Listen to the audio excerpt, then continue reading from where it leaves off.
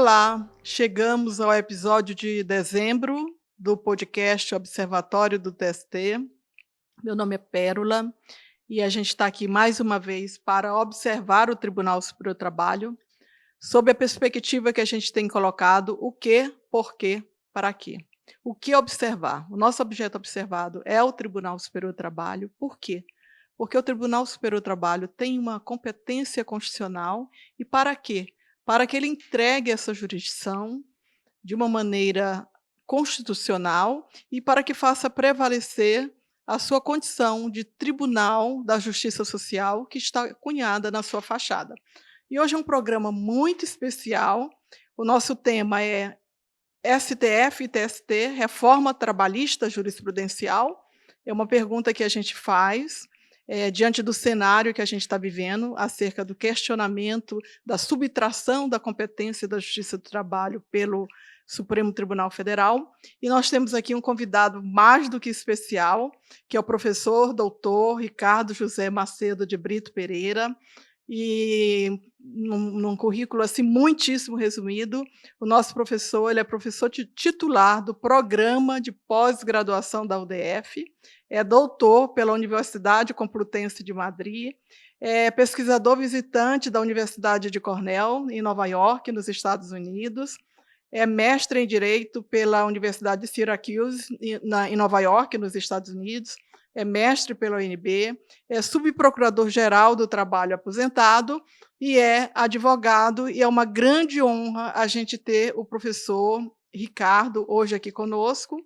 E eu passo a palavra para o professor Ricardo para que acrescente a sua apresentação algo que desejar. Bom, eu quero inicialmente agradecer as gentis palavras da doutora Pérola, dizer que para mim é uma grande satisfação poder participar dessa discussão tão relevante, tão atual. Então, fico muito feliz de estar aqui neste momento, neste espaço, para debater com a doutora Pérola o tema da competência da Justiça do Trabalho. Então, é uma honra, professor. O professor tem uma produção acadêmica vasta e bastante qualificada, e dentre essas obras, Ação Civil Pública no Processo de Trabalho, Recursos de Natureza Extraordinária do TST, meus alunos aí, fica a dica, Sistema Recursal e Precedente no Processo de Trabalho, e dentre outras obras. Então, a gente tem não só um acadêmico que conhece profundamente a literatura do direito constitucional do trabalho, como um procurador e um advogado que está militando atualmente. E, professor, eu trago assim a angústia do momento. Eu até falei assim que a todo momento a gente é confrontado com decisões do Supremo que cassam decisões do Tribunal Superior do Trabalho, da Justiça do Trabalho. E eu vou começar até com um evento que aconteceu recentemente, uma fala do ministro Luiz Felipe Vieira de Mello Filho, que é do Tribunal Superior do Trabalho, que agora está compondo o CNJ, mas Sua Excelência afirmou que o Supremo tem feito uma reforma trabalhista pela via judicial e estabelecida terceirização como uma premissa definitiva. Eu gostaria de perguntar a Vossa Excelência como é que o senhor lê essa declaração do ministro Luiz Felipe Vieira de Mello Filho. A terceirização que foi apreciada pelo Supremo Tribunal Federal acabou sendo o mote para o Supremo ampliar a sua perspectiva em relação à competência da Justiça do Trabalho e considerar que o aspecto formal ou o rótulo dos contratos celebrados são suficientes para definir a competência da justiça comum, quando assim esteja num contrato que não diga que a relação é de emprego. E a competência da Justiça do Trabalho é um tema em disputa na atualidade, uma disputa muito acirrada, mas ela, desde a Constituição de 88, vem sendo debatida. Logo após a Constituição, a Lei 8.112 de 90, tratando do regime jurídico dos servidores públicos da União, estabeleceu para julgar os conflitos individuais e coletivos daqueles servidores públicos regidos pela lei a competência da Justiça do Trabalho. Em seguida, foi ajuizada uma ação direta de inconstitucionalidade pelo Procurador-Geral da República e o Supremo considerou inconstitucional esse dispositivo, até me lembro, o artigo 240 da Lei 8.112, sob o argumento de que o Serviço Público Federal deveria ser regido pelo regime estatutário e isso ficaria fora da competência da Justiça do Trabalho. Foi uma decisão que eu considerei lamentável porque, na época, já se discutia uma laborização da função pública em outros países, como, por exemplo, na Itália, na Espanha. Então, podíamos estar à frente nessa questão, né, da laborização da função pública, começando pela competência da Justiça do Trabalho. Mas havia ali uma certa desconfiança que a Justiça do Trabalho pudesse desconstruir a ideia de função pública, de interesse público, de que o servidor desempenha uma função, e não no seu próprio interesse, mas no interesse da sociedade. Então, a partir de uma perspectiva mais tradicional, o Supremo Tribunal, logo após a Constituição de 88, negou, então, essa competência que foi estabelecida pelo legislador na sua atividade regular de aplicar, interpretar e aplicar os dispositivos constitucionais para determinar as obrigações gerais de fazer e não fazer na sociedade. Mas o Supremo acabou restringindo, então, essa opção do legislador. Em seguida, veio a Emenda Constitucional 45/2004, com uma significativa ampliação da competência da Justiça do Trabalho.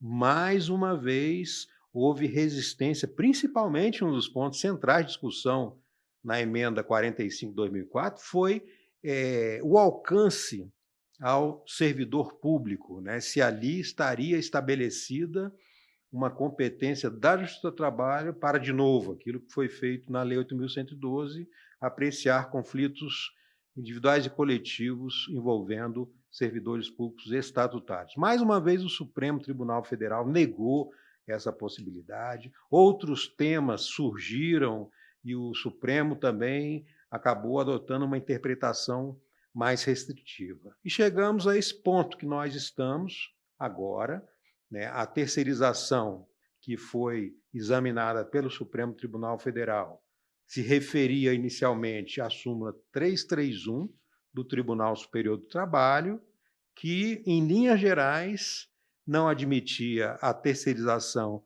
de atividade fim e apenas a atividade meio, desde que não houvesse subordinação e pessoalidade. Esse caso surgiu, doutora Pérola, até como uma ação do Ministério Público em Minas Gerais envolvendo a empresa Senibra, que terceirizava suas atividades. E o caso chegou ao Supremo, o Supremo se manifestou no sentido de que a matéria era infraconstitucional, a possibilidade de terceirizar as atividades, que eventual violação ao princípio da legalidade previsto na Constituição, artigo 5º, 2, ninguém será obrigado a fazer ou deixar de fazer alguma coisa senão em virtude de lei, que essa violação, se ocorresse, seria uma violação indireta. Então, o Supremo, numa primeira decisão desse caso, aplicou a sua jurisprudência tradicional, que, inclusive, se consolidou em constituições passadas. Uma abertura muito estreita para as questões trabalhistas no Supremo Tribunal. Essa era a tendência que existia no Supremo Tribunal Federal, de não abordar questões trabalhistas, a não ser em casos excepcionais. Quer dizer, isso não seria porque questões trabalhistas estão relacionadas a uma legislação infraconstitucional e demandam exame de provas? Por exemplo, um questionamento que eu queria agregar aqui à pergunta anterior, a terceirização era um tema que deveria ter chegado ao Supremo? Pois é. Nas formações anteriores do Supremo Tribunal Federal, essa matéria nunca chegou por esse aspecto, violação indireta, exame de fatos e provas, que o recurso de natureza extraordinário não comporta. Então, o Supremo dá uma guinada, o Supremo resolve, e isso ocorre nesse caso da Senibra. A questão já estava praticamente decidida, mas em embargos de declaração houve uma reapreciação por parte do relator, ministro Luiz Fux, e ele então reconheceu, naqueles embargos, segundo os embargos de declaração, a repercussão geral do caso, né? E aí o Supremo admitiu examinar, mudando toda a tradição jurisprudencial anterior, né, para identificar ou não violação ao princípio da legalidade. Esse foi o fundamento do recurso interposto pela CENIBRA, de que o TST, por meio de sua súmula 331, estaria violando a liberdade de contratar. Vejam só, o argumento, liberdade de contratar, e esse foi o fundamento que deu ensejo ao conhecimento e provimento do recurso. Mas nessa época do caso CENIBRA, a reforma trabalhista ainda estava em curso. E quando o Supremo concluiu o julgamento, deixou claro que a lei já tinha sido aprovada, né, tanto a lei sobre trabalho temporário, que foi reformulada, 13.429, quanto a reforma trabalhista, né, 13.467, o Supremo disse, apesar de as leis terem sido aprovadas, isso não prejudica a apreciação do feito, que se refere à incidência da súmula 331. Depois, o Supremo acabou examinando a constitucionalidade dessas leis e confirmou. Um detalhe importante é que o caso CENIBRA ele teve a repercussão geral reconhecida e recebeu o número 725, não é isso? 725. Tema de repercussão geral. Uhum. E a repercussão geral, em princípio, ela não tem a possibilidade de se configurar como precedente, pelo menos antes do Código de Processo Civil, né? O próprio Supremo não admitia reclamação de recursos extraordinários em repercussão geral. Mas depois do Código de Processo Civil e veio uma lei posterior que incluiu um dispositivo até pelo receio do Supremo Tribunal Federal e do STJ de haver um número muito elevado de reclamações, então incluiu um dispositivo no sentido de que recursos especiais, recursos extraordinários com repercussão geral, né, recursos repetitivos também, só poderão receber reclamações se esgotadas as instâncias anteriores, né? Então, a partir daí é que surge a previsão da reclamação em recurso extraordinário em repercussão geral. Antes o Supremo não admitia, antes dessa reforma operada pelo Código de Processo Civil, tá? Não era possível a reclamação apenas naqueles casos das ações diretas, do controle abstrato e não do controle concreto de constitucionalidade. Mas, além da repercussão geral do caso CENIBRA, foi também examinada uma DPF 324. E essa, sim, dá a possibilidade que a reclamação seja apresentada independentemente de esgotamento das instâncias ordinárias. Então, a partir dessa DPF, é possível fazer uma reclamação diretamente para o Supremo Tribunal Federal. Tá? Então, na fixação do tema, foi resguardada a questão da fraude, porque eu acho que o grande debate é esse, né? Então, tem até um voto do ministro Barroso, destacando que identificada a fraude, porque, na verdade, se a fraude vira vínculo empregatício, o artigo 9º da CLT está sendo posto em xeque também. Então, o Supremo ele tem cassado muitas decisões, a gente tem um caso emblemático, inclusive no terreno da uberização, uma decisão do ministro Alexandre de Moraes, em que ele julga procedente a reclamação com base no artigo 170, que eu acho que a gente pode voltar a falar depois, né, o inciso 4 da livre iniciativa, e como é que ficam o arcabouço do direito do trabalho, a configuração do vínculo, a questão da fraude. Eu acho que esse é o ponto nevrálgico que, aflige aos que militam na justiça do trabalho. Esse ponto é da maior importância, porque durante os debates, né, que ocorreram no julgamento do recurso extraordinário da CENIBRA, o tema 725, vários ministros se manifestaram, pode terceirizar, existe a responsabilidade subsidiária da tomadora de serviço, mas isso não significa que seja possível violar direitos trabalhistas ou seja possível intermediar ilicitamente mão de obra. Isso está claro nos votos de pelo menos 2 ministros, como a doutora Pérola colocou, ministro Barroso, ministro Alexandre de Moraes. Porém, a partir de algumas reclamações, esse argumento, digamos assim, que é um argumento de passagem, né, porque a tese não consta uma proibição de uma violação a direito trabalhista ou intermediação ilícita de mão de obra, né, em reclamações, se afastou um pouco, o Supremo afastou desse entendimento, dando uma importância maior para a forma em que o contrato é celebrado. Então, se a forma não indica que ali existe um contrato de relação de emprego, e aí vem um desdobramento em reclamação, porque a tese principal não fala nada de competência. E aí essa reação muito forte por parte da doutrina trabalhista, dos tribunais trabalhistas, não há precedente tratando da competência da Justiça do Trabalho nesses casos. Tá? O precedente ele fala de terceirização. E outro aspecto, a terceirização sempre envolve a contratação de empresas para prestar um determinado serviço e não contratação direta de pessoas, ainda que não sejam empregados na modalidade contratual, por exemplo, uma pessoa jurídica, unipessoal, é contratada, não é hipótese de terceirização. Por quê?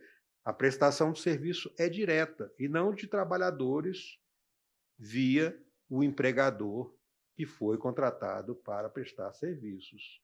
Então, esses aspectos que surgem nas reclamações, não fizeram parte das discussões que resultaram na tese do tema 725 e na da IPF 324, né, foram trazidos pelo Supremo em um momento subsequente. Então, a rigor, não se está aplicando um precedente, né? Se está ampliando um precedente para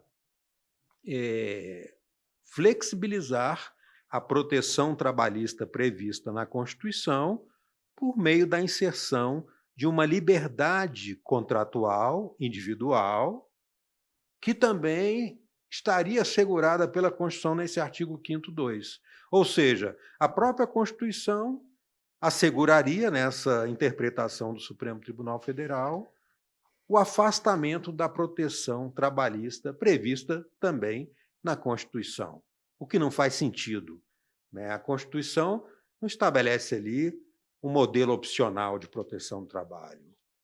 Estabelece, devem ser observadas, a maioria delas em relação a empregados, mas muitas em relação aos trabalhadores em geral. Então, esse momento é preocupante, essa interpretação é preocupante, porque ela tem o potencial de desconstitucionalizar, desconstruir toda a proteção trabalhista que existe na Constituição. E digo mais, ela tem o potencial de bloquear o objetivo da República Federativa do Brasil. Um dos objetivos principais, qual é? Se alcançar, ou seja, é um futuro, né, uma sociedade justa, livre e solidária. Essa interpretação acaba interferindo no cumprimento desse objetivo, inviabilizando, pelo contrário, né, levando a uma sociedade injusta, a uma sociedade não livre, porque esse trabalhador não será protegido, e não havendo qualquer preocupação com a solidariedade, já que a autonomia individual prevalece em todos os casos. Excelente, professor. Então, antes de entrar no tema da liberdade econômica, que é um dos fundamentos, uma das motivações das decisões, porque, estranhamente, a meu ver, e falo como advogada que milita ardorosamente no Tribunal Superior do Trabalho, depois dessa decisão da Cabify, nessa reclamação constitucional, e onde foram cassadas todas as decisões da Justiça do Trabalho e o ministro Alexandre de Moraes avançou para desconfigurar a competência da Justiça do Trabalho e, de ofício, mandar para a Justiça Comum. Isso teve uma reflexividade, digamos assim, no TST, porque imediatamente a vice-presidência do Tribunal Superior do Trabalho admitiu um recurso extraordinário da Uber por violação ao artigo 170, inciso 4º, e eu queria falar desse artigo, mas eu queria continuar no tema da observância da legislação trabalhista, porque inclusive nesse evento o ministro Vieira de Mello, ele diz: "Olha, a Justiça do Trabalho tem que observar a legislação trabalhista". Então, fortemente, o artigo 9º da CLT, o artigo 3º da CLT, a competência da Justiça do Trabalho é averiguar a relação de emprego. E aí a gente se depara, e o ministro Cláudio Brandão também elaborou um artigo genial sobre o mesmo tema, né. Aí o que que acontece, professor? A gente que atua na Justiça do Trabalho, meus alunos advogados e advogadas que estão aqui nos ouvindo, então a gente tem, como o ministro Cláudio Brandão coloca: "Olha, a Vara do Trabalho faz toda a instrução, o Tribunal Regional do Trabalho, são instâncias soberanas nas provas".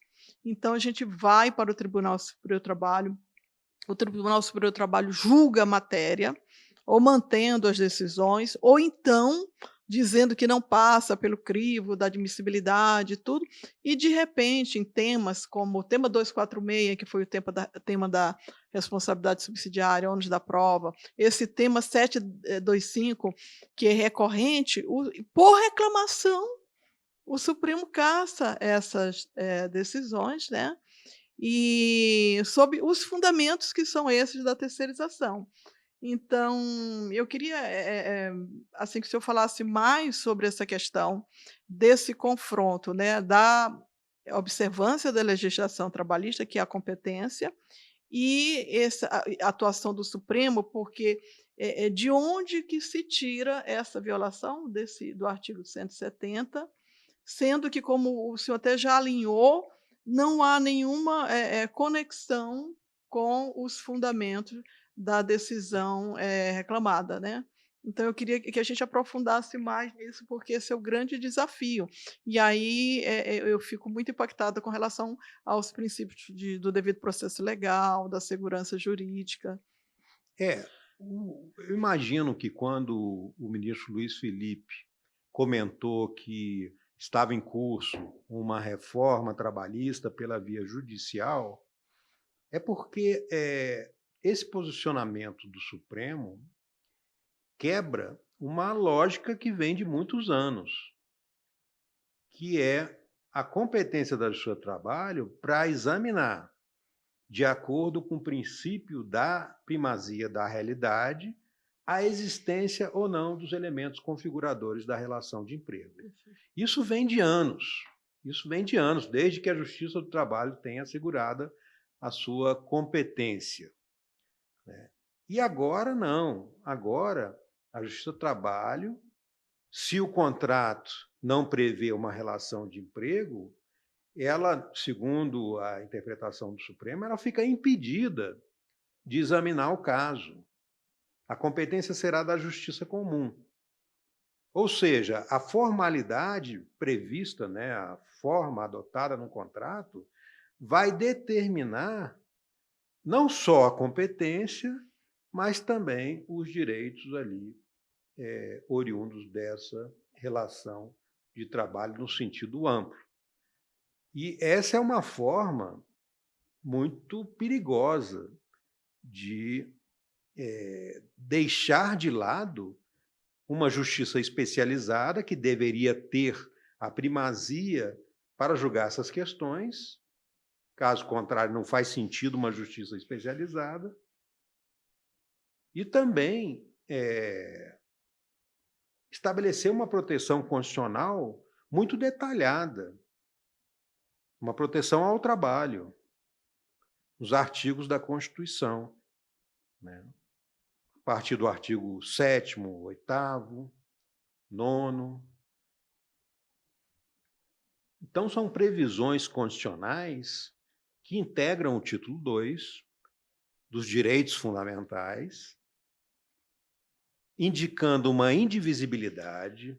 E aí, quando nós falamos em disputa, disputa não só da competência, mas disputa dos direitos sociais em geral, isso também é muito constante na história dos direitos, principalmente dos direitos humanos.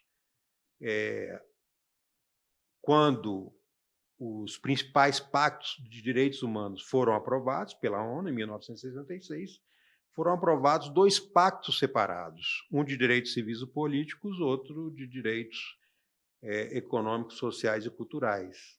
Então já havia essa tendência de dividir os direitos humanos em 2 blocos. E também os meios de segmento ou de cumprimento, de fiscalização desses direitos humanos.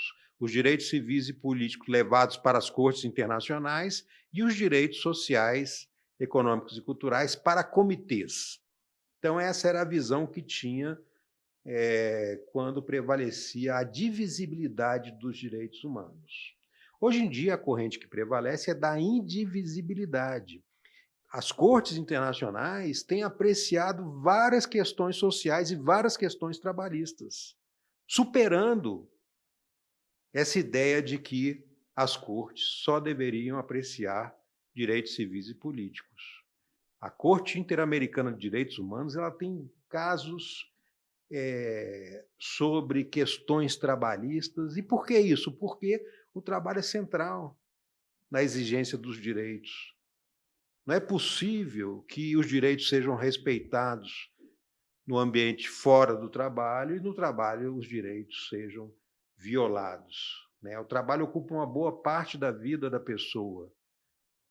Então, se você não protege o ser humano no local de trabalho, a proteção dispensada fora do local, fora do horário de trabalho, ela se torna insignificante, porque ela não será respeitada na sua dignidade humana. Então, essa ideia é prevalecente hoje. E vejam como essa interpretação do Supremo Tribunal Federal leva para a divisibilidade, a desconfiança, colocando os direitos sociais, os direitos trabalhistas, numa posição secundária. Ou seja, dividindo aquilo que a Constituição não dividiu. Nesse ponto, a Constituição foi um instrumento de proteção aos direitos na sua máxima efetividade. Veja que a Constituição não fala nem em eficácia horizontal dos direitos, não precisa, os direitos são imediatamente aplicáveis. Em primeiro lugar, é importante verificar a abordagem que é feita para dizer que o número de reclamações são provenientes da justiça, o número de reclamações é proveniente da Justiça do Trabalho e que isso sobrecarrega o Supremo Tribunal Federal. Como foi muito bem colocado pela doutora Pérola, o Supremo Tribunal Federal ele optou, né, por adotar um posicionamento de abrir as portas para os recorrentes das decisões da Justiça do Trabalho, tá? Principalmente para aqueles que não se conformavam com a jurisprudência do Tribunal Superior do Trabalho. Então, o Supremo resolveu abrir as portas, né? Não fazia isso antes. E, ao fazer, evidentemente que o número de casos vai aumentar. Agora, o que surpreende mais é que esse número de casos elevados resulta de reclamações. E a reclamação, ela é um instrumento previsto na Constituição, no caso do Supremo Tribunal Federal e agora também para outros tribunais no Código de Processo Civil. Mas a reclamação, geralmente, ela é analisada monocraticamente, né? E ela está sendo usada para tudo. Ou seja, as pessoas que levam essas reclamações para o Supremo Tribunal Federal acabam inserindo pontos que não fazem parte da tese, como nesse exemplo dado do 725, em que se passa a discutir modalidade contratual, contratos regidos pelo direito civil e não pelo direito do trabalho, o que afastaria a competência da Justiça do Trabalho. Ou seja, a reclamação está sendo usada de uma forma ampliada, né? E talvez essa seja a reclamação do Supremo Tribunal Federal, mas ele próprio está se abrindo para esse tipo de questionamento. E que, da forma como vem sendo usado, é um instrumento muito perigoso. Porque, além da decisão monocrática, né, se está decidindo questões outras que não da tese, de cima para baixo. Não há um debate democrático para chegar ao Supremo de maneira madura. A questão do trabalho por plataformas digitais. Isso está sendo discutido no mundo inteiro, não é um problema local, não é algo brasileiro apenas. Se percebeu que não é possível deixar esses trabalhadores desamparados em vários ordenamentos jurídicos, inclusive nos Estados Unidos, né? Há decisões de que alguma proteção tem que ser oferecida na Europa também. Então, chegar e aplicar esse caso, né, da terceirização, aí associa com a ação declaratória de constitucionalidade dos motoristas, né, no caso do trabalho de plataforma de transporte de pessoas.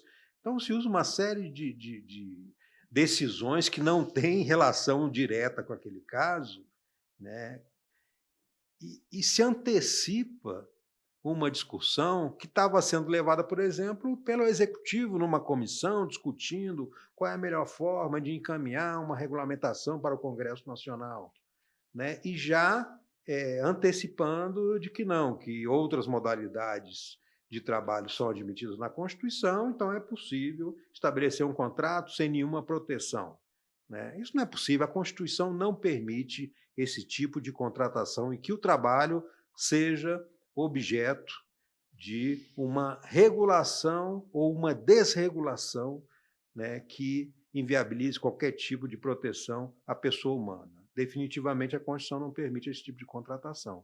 Mas se, como a doutora Pérola colocou, né, se está dando uma ênfase tão grande à liberdade econômica, né, e a liberdade econômica em excesso, ela acaba superando todas as previsões que estabelecem uma proteção, que estabelecem formas de solidariedade para que haja uma distribuição dos ganhos. E não, como vem ocorrendo, né, uma concentração excessiva de ganhos, de um lado, e uma pauperização, uma exploração, uma marginalização, pessoas que estão aí transportando pessoas, mercadorias, que não têm residência, dormem no veículo, dormem em algum lugar, totalmente desprotegidas. Quando sofrem um acidente, ficam desamparadas, né? Trabalham à exaustão, sem garantia de um pagamento mínimo. Ou seja, isso não é o que está de acordo com a Constituição. Uma realidade como essa é totalmente inconstitucional, viola diretamente a Constituição. Tá? Então, levar a uma sociedade justa, livre, solidária, pressupõe, no mínimo, examinar em que condição esse trabalho está sendo prestado, e que tem vocação constitucional para essa tarefa é a justiça do trabalho. Pensar de outra maneira é enviesar a Constituição e caminhar para o retrocesso constitucional. Genial. Inclusive, o senhor coloca em um dos seus inúmeros artigos, eu queria ler, porque eu achei, eh, muito impactante para mim, então abro aspas, o senhor diz o seguinte: "A inclusão da liberdade econômica no conteúdo da liberdade jurídica", artigo 5º inciso 2, Constituição Federal. E eu achei bem interessante, eu queria que o senhor explicasse para a gente, como consectário da dignidade humana, atribuindo-lhe proteção máxima e importância, representa inversão constitucional que se substitui a centralidade da pessoa humana pela primazia do mercado, à semelhança do que ocorreu na denominada era Lochner da Suprema Corte dos Estados Unidos. Eu achei muito forte, eu queria que o senhor falasse sobre isso para a gente, porque eu acho que é do que a gente está tratando, o senhor até já começou nessa linha, mas eu acho que por quê? Porque a angústia é compreender o que está acontecendo. Há um movimento para além do processo, para além da formalidade, dos pressupostos processuais com relação à reclamação constitucional, com relação aos pressupostos de admissibilidade, com relação ao recurso extraordinário, há algo muito além que a advocacia não está conseguindo alcançar. Eu vejo a angústia dos meus alunos e a minha própria, da gente assim, a gente não sabe o que fazer, porque tudo que a gente estudou, no livro de processo do professor, no livro de direito material do ministro Godinho, a gente está impotente, isso não corresponde à realidade. Então, Eu destaquei essa parte num texto que escrevi recentemente sobre essa questão, e inicio com um argumento do voto do relator, sim. né, dizendo que a liberdade econômica integra a liberdade jurídica e faz parte da dignidade da pessoa humana, né. E aí, nesse artigo, eu faço a diferença kantiana tradicional, né, que as pessoas são fins em si mesmas, enquanto as coisas, né, podem ser objeto de negociação no mercado. Essa é a grande diferença e prevalece até hoje, apesar de ter sido formulada há muito tempo, né. Então você diferencia o mundo das pessoas do mundo das coisas, aquilo que pode ser negociado, que tem um preço, e aquilo que está acima de qualquer preço. Tá? Então, o perigo de ligar uma liberdade econômica é justamente o contrário. Liberdade econômica está dentro do mercado, está em outra esfera do mundo, não na esfera das pessoas humanas que têm a dignidade e não preço. Tá? Então, me parece que esse é o primeiro ponto.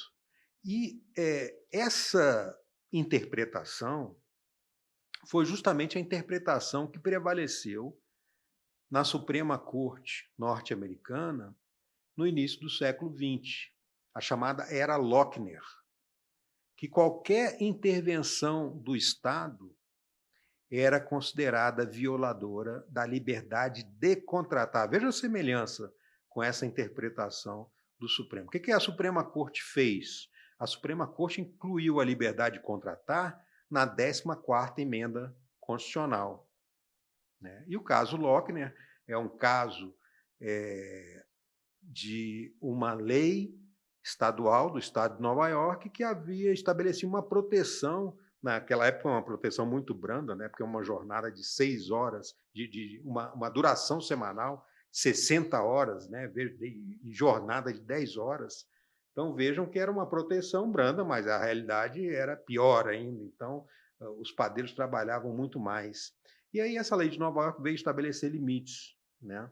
E a Suprema Corte norte-americana, invocando a 14ª Emenda, disse: não, existe uma liberdade de contrato e o Estado não pode interferir nessa liberdade. É um direito fundamental previsto na 14ª Emenda, que é o Due Process of Law, né? Ninguém será desapossado da vida, da liberdade e da propriedade sem o devido processo legal. Então, como está ali a liberdade, o contrato, a liberdade de contratar, então foi incluída nessa cláusula, exatamente como fez o Supremo na interpretação do tema 725. Isso prevaleceu por algum tempo, ali nas primeiras décadas do século XX, né, até que vem o New Deal e Franklin Roosevelt adota medidas contra a crise econômica, para superar a crise econômica, de forte intervenção do Estado na economia. E depois de algum tempo, houve resistência da Suprema Corte, ela acabou se rendendo, um juiz, né, acabou mudando, um justice mudou o seu voto e houve o respaldo a todo o programa do New Deal e a superação da era Lochner, né? E o que é importante ficar atento é que houve menção a essa era Lochner em um dos votos, nesse caso do tema 725, mas numa abordagem distinta, dizendo não, o TST está resistindo à interferência do legislador da reforma trabalhista, né? Então é como se o tribunal estivesse recusando toda a intervenção legislativa para impedir, né, o desenvolvimento econômico, algo do tipo. Mas, na verdade, o caso Lochner ele ficou famoso justamente por essa interpretação de localizar um direito fundamental de liberdade de contratar e que impediria uma atuação do legislador para conferir proteção social.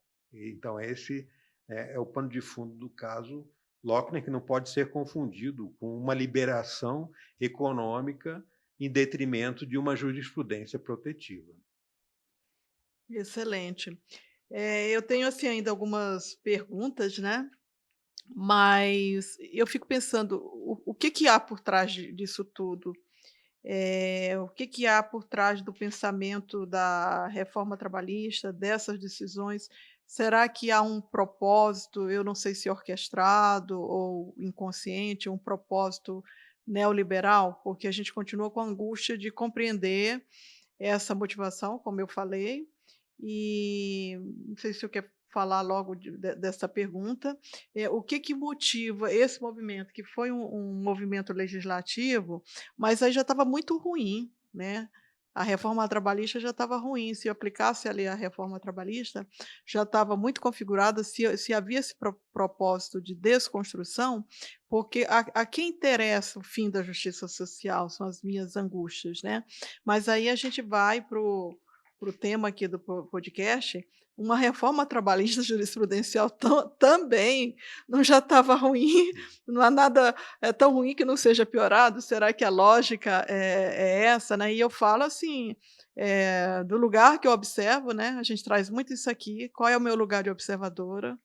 O meu lugar de observadora é de alguém que veio de dentro do Tribunal Superior do Trabalho, eu estava contando a minha história, professor, já contei para alguns aqui que nos assistem, né, eu atuei no Tribunal Superior do Trabalho como servidora pública, de quem tinha essa visão, de quem fazia elaboração de minuta, mas também eu observo de um lugar, e a gente está falando aqui da teoria do ponto de vista e também do lugar de fala, né, eu observo do lugar de professora também, e que procuro ensinar um processo, professor, que eu estou perdida, né.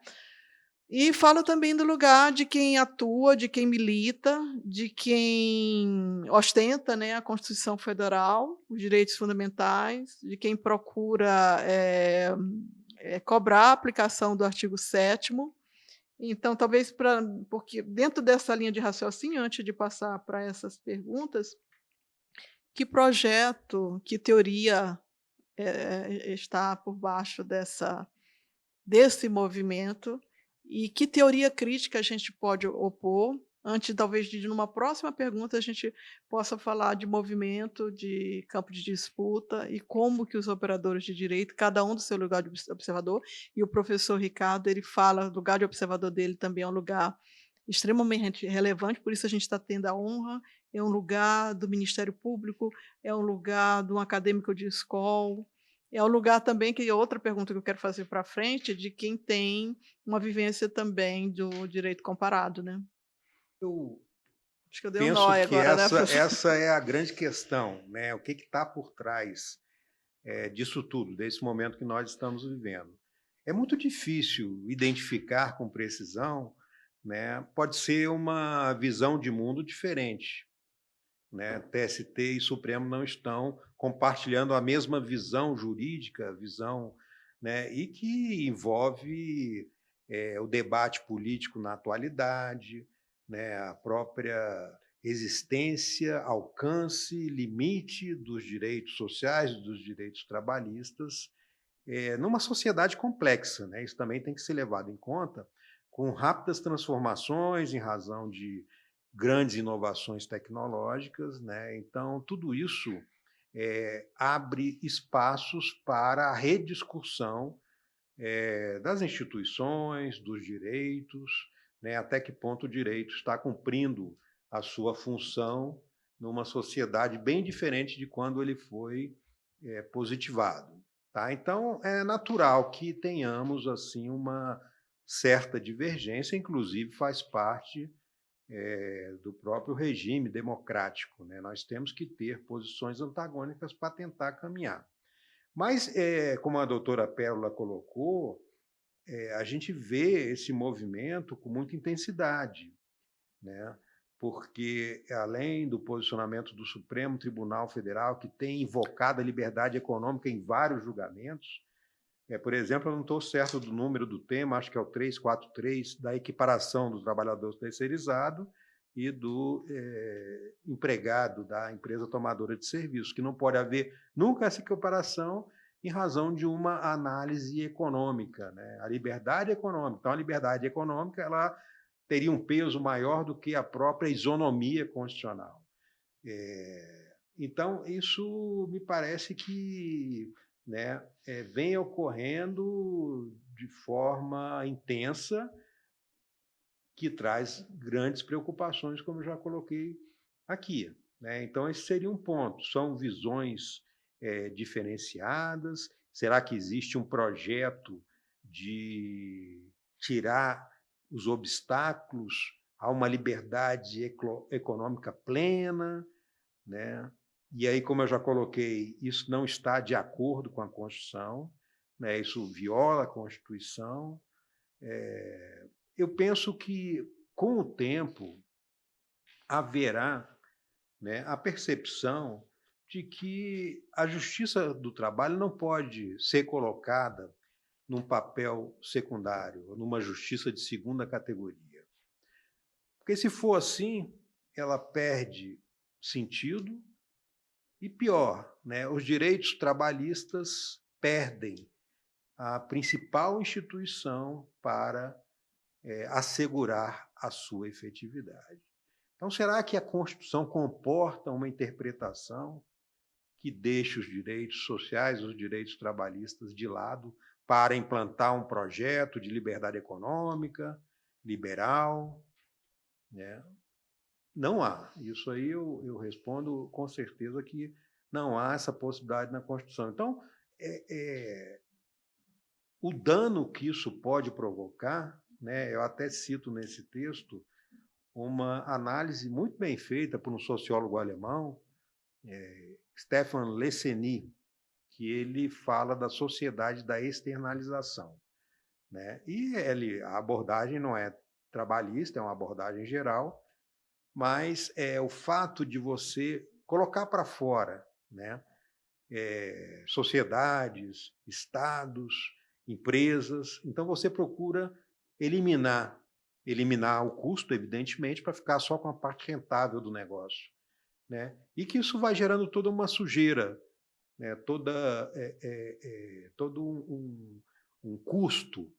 E alguém tem que suportar essa sujeira, alguém tem que suportar esse custo. Então ele fala que essa desigualdade, né, ela é estrutural no regime capitalista, e eu imagino que nesse regime capitalista predatório em que há uma concentração muito grande, do outro lado a marginalização, a exploração, a pobreza, né? Então é uma estrutura desigual da sociedade para alimentar esse regime. Alguém só ganha porque alguns tem que perder, tem que suportar essa carga negativa da produção da riqueza, né? Eu penso que é uma abordagem muito feliz e que se aplica de maneira ajustada à terceirização trabalhista, à cadeia de produção, né? Porque colocar para fora atividades que antes eram internas de uma empresa e fora, geralmente, alguém está sendo explorado, alguém está tendo condições de trabalho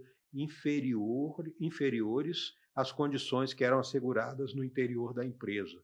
Um autor norte-americano que trata muito bem dessa tendência, né, de externalização é David Well.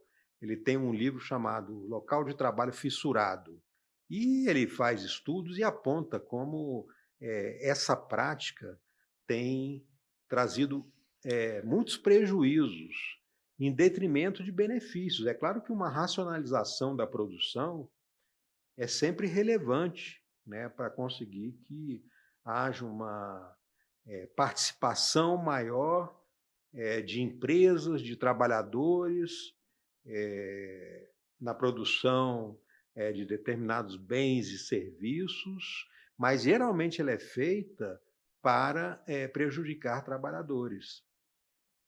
E se examinamos essa abordagem do professor David Well e comparamos com a abordagem feita pelo Supremo sobre a terceirização, o Supremo vai dizer que a terceirização é excelente, aumenta o emprego, além de assegurar a racionalidade do processo produtivo. Ou seja, o Supremo, eu coloco nesse texto, ele parte de uma visão romantizada da terceirização, né? Enquanto a realidade dura é muito diferente.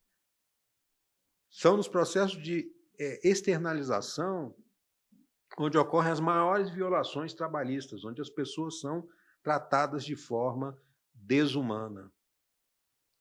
E o David Well dá o exemplo do edifício Rana Plaza, em Bangladesh, que ruiu, caiu, matando 1.000 e tantas trabalhadoras, com crianças que não tinham onde deixar, trabalhadoras iam com as crianças fazer o quê?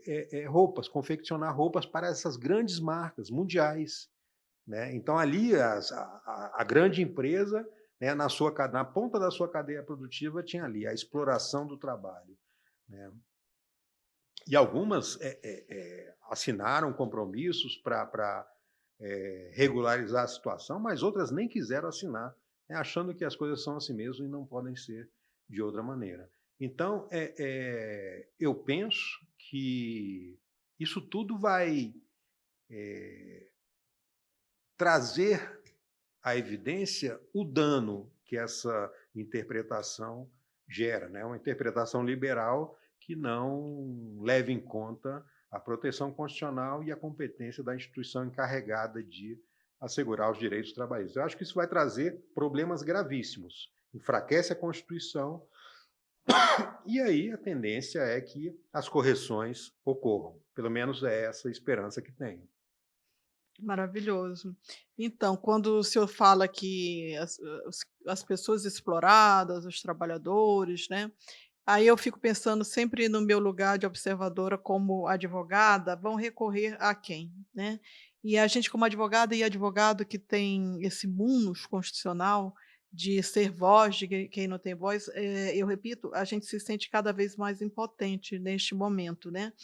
Então, novamente, me parece que o artigo 70 ele está sendo recortado, ou seja, o seu caput está sendo recortado, e nesse artigo, que o senhor brilhantemente escreveu, o senhor fala que quando o senhor fala da liberdade econômica, que o senhor acabou de falar, essa liberdade econômica ampliada, o senhor fala que contraria a matriz kantiana, que inspirou, e aqui eu vou centrar no que eu quero colocar, a constitucionalização da dignidade humana. Eu queria tratar um pouquinho disso nas constituições do pós-guerra.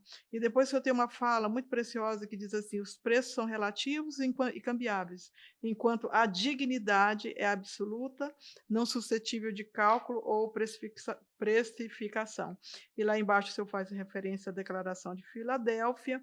E aí eu queria saber como é que são contemplados ou se não são contemplados, porque quando a gente busca essa defesa dos explorados em qualquer litígio, mas muito particularmente com relação às relações de trabalho, como ficam os artigos 3º da Constituição Federal, o artigo 1º também, a gente Artigo falou de 1º. dignidade da pessoa humana, e o artigo 7º, porque a professora Gabriela Delgado, a que eu rendo a minha mais alta homenagem, ela nos provocava quando a gente nessas lides no TST, que é outra questão que eu quero colocar, e diz assim: "Não, isso aqui não tem relação de emprego, não tem vínculo e o trabalhador não ganha nada".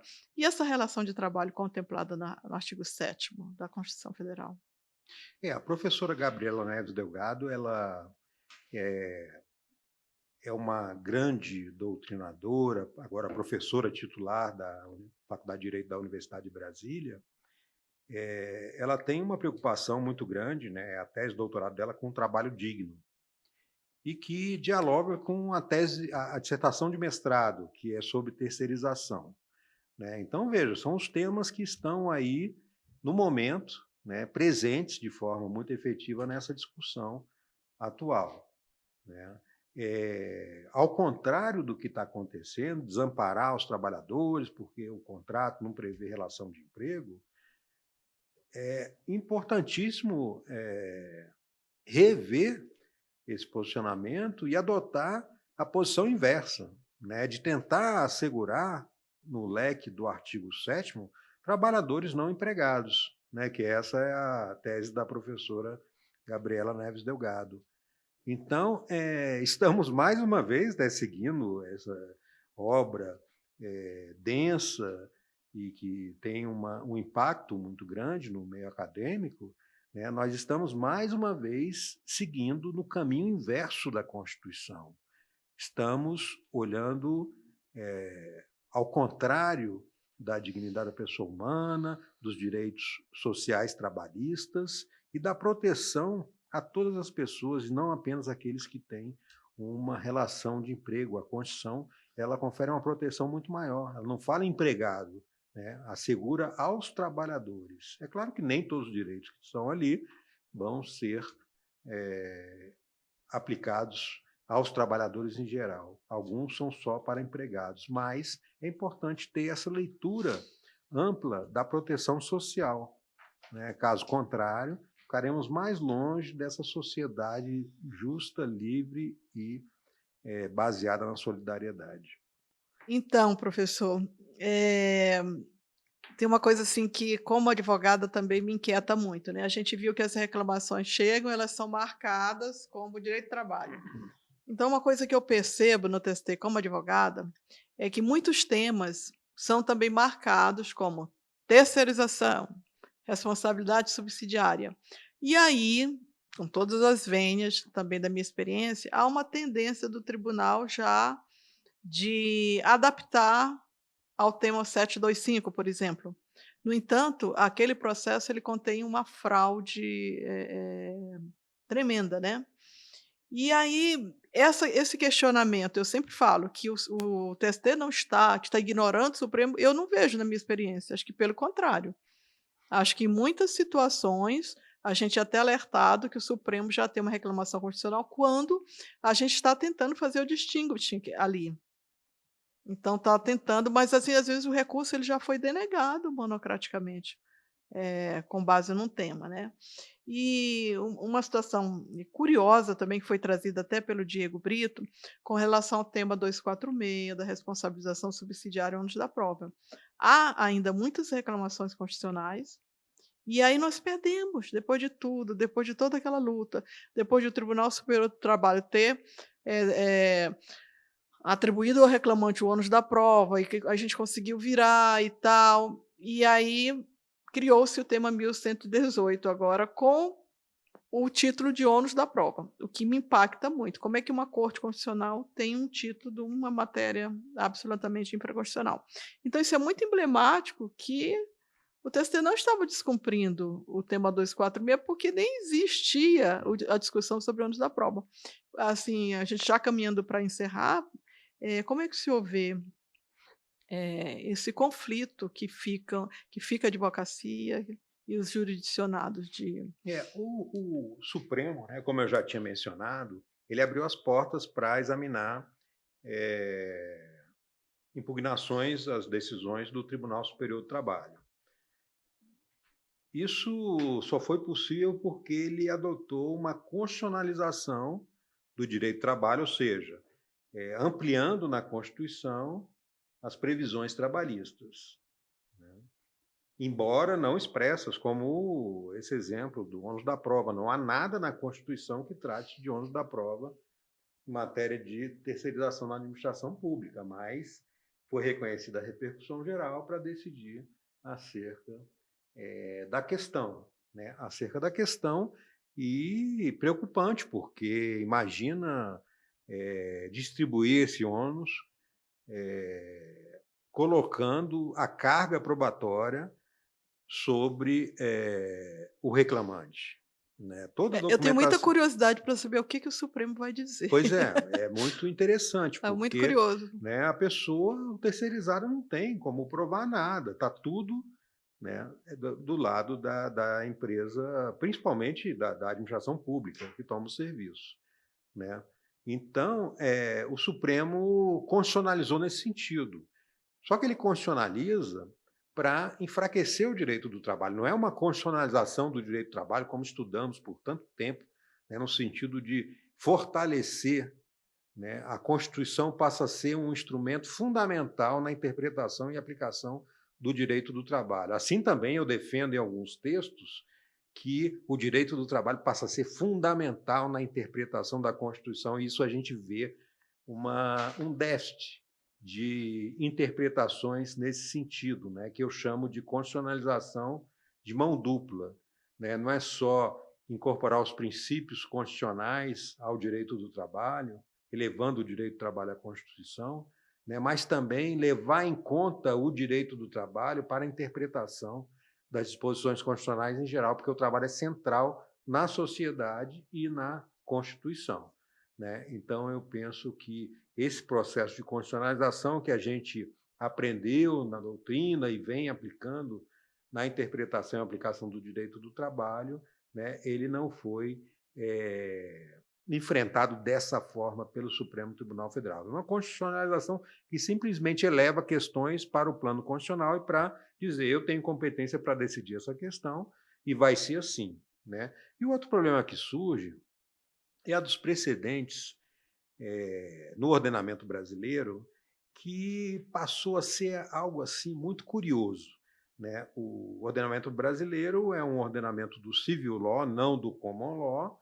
Há tempo a doutrina vem defendendo, a partir de alguns estudos, uma aproximação, né? E tem um livro de um grande autor italiano que trata disso, Mauro Capelletti, que o nome é Juízes Legisladores, interrogação. Então, essa aproximação, ela vem ocorrendo, né? É natural que a gente incorpore elementos do common law e tente harmonizar com o civil law.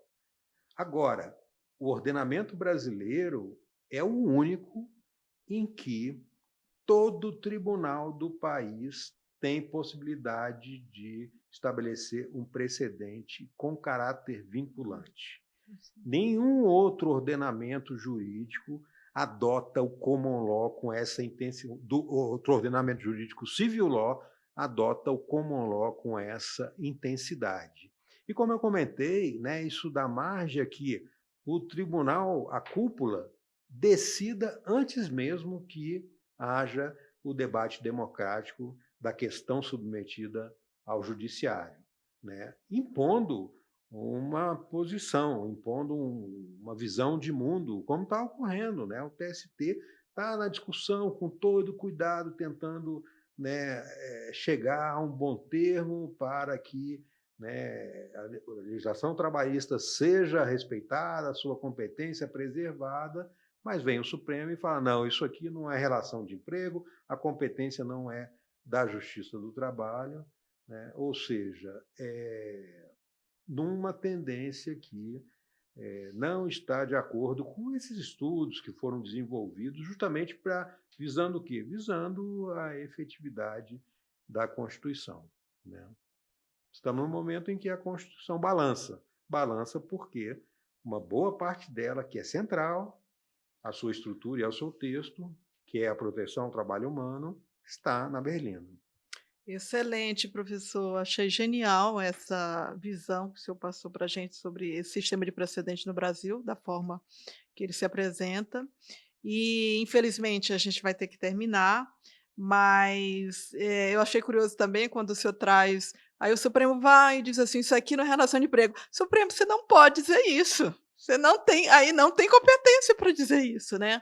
Eu acho que também a gente precisa falar o que é. Isto é, o Supremo não tem competência para dizer que não é relação de emprego, pelo menos é a minha interpretação do texto constitucional, inclusive do texto constitucional, né. E o Supremo também, ele tem que se ater às matérias constitucionais, e aí a gente não pode dizer que o Supremo avança, né, porque não é o caso, mas o Supremo ele subtrai a competência da Justiça do Trabalho, e a gente teria muitas coisas para falar, como a Sim. questão das decisões monocráticas, mas eu vou passar a palavra para o senhor para as suas últimas considerações, e eu queria dizer o seguinte, que é importante que a gente continue se assombrando, né, se assombrando e eu vejo, eu compartilho, totalmente das dores dos meus colegas aí nos grupos, quando a gente vê uma relação empregatícia que é cassada por reclamação lá no Supremo, como assim? Então, assim, a terceirização agora ampla e restrita, e a pejotização também agora ampla e restrita, não há mais fraude, não há mais artigo 9º, não há mais artigo 3º da CLT. No mínimo a gente tem que se assombrar. Eu continuo assombrada, o meu maior respeito ao Tribunal Superior do Trabalho e ao STF, que acredito que os magistrados estão empenhados em fazer o melhor, mas o papel da advocacia é esse, nosso papel de sermos indispensável à administração da justiça é exatamente, observar com esse olhar de assombro e com esse preparo técnico que a gente deve ter. Então vou passar as palavras para as considerações finais do professor, com uma pergunta: será que há um caminho ou a gente, além do assombro, vai continuar no desespero? Bom, eu sou uma pessoa muito otimista, né? Aliás, eu acho que o otimismo é fundamental para seguirmos adiante, né? Senão, desistimos e nos damos por rendidos. Então, eu considero que é importante acreditar que tem possibilidade de mudar.